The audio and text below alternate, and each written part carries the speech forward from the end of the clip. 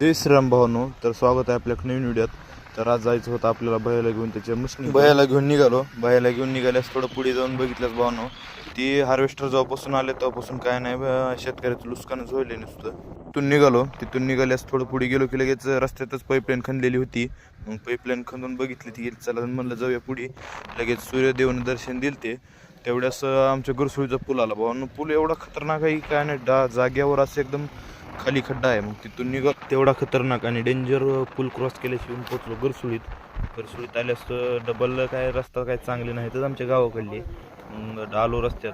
मग भावांनो बघा, तारावर किती एकदम चिमण्याचा एकदम गट बसलेला आहे भावांनो. केवढा असं लांबच्या लांब एकदम नुसते चिमणे 1000-2000 तर चिमण्या असते भावांनो. तेवढा निसर्गरम्य वातावरण बघून आम्ही निघालो आमच्या रस्त्याला. थोडंसं पुढे येऊन बघितलं की भावांनो एक कुत्रे होते, तो एक 7-8 कुत्रे होते. ती एक